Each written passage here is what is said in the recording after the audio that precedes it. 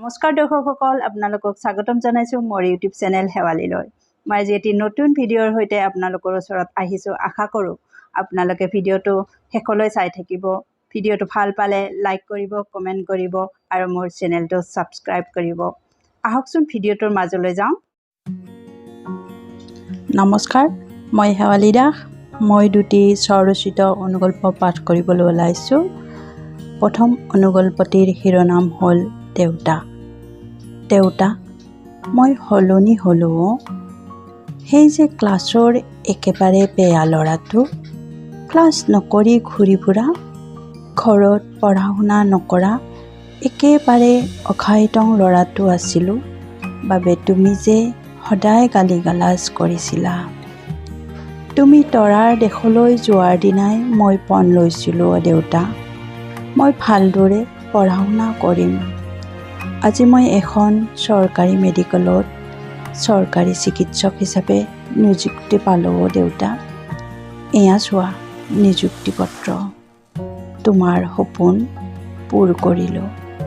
মাথো তুমিহে আমাৰ পৰা বহু আঁতৰত। এইবুলি আকাশে বেৰখনত আঁৰি থোৱা চাৰি ফ্ৰেমৰ ফটোখনলৈ চাই হুক হুকাই কান্দি উঠিল।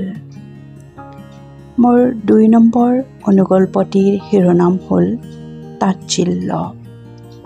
মামা, দাদাই যে কিহে খাবলৈ নোপোৱা ঘৰৰ ৰেখা নামৰ ছোৱালী এজনী ভাল পায়।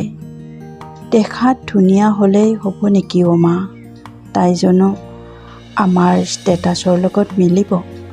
তাই জানো আমাৰ ইঞ্জিনিয়াৰ দাদাৰ যোগ্যৰ? ৰঞ্জনাৰ তাচ্ছিল্যসূচক মন্তব্যত মাকে মাত লগালে। মাজনী, তেনেকৈ নক'বা অ'। ঘৰ চাই আমি ছোৱালী বিয়া নকৰাওঁ। তোমাৰ দেউতাৰাই দেখোন মোক দুখীয়া ঘৰৰ পৰাই বিয়া কৰাই আনিছে। মাকৰ কথাত ৰঞ্জনাই হৈমান গ'ল। হ'ব দিয়া মা, মোৰ ভুল হ'ল। মানুহক তাচ্ছিল্য কৰিব নাপায়।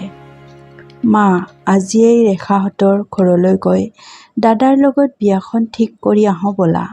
এইবুলি ৰঞ্জনাই হাঁহি মাৰি মাকক সাৱটি ধৰিলে। ধন্যবাদ।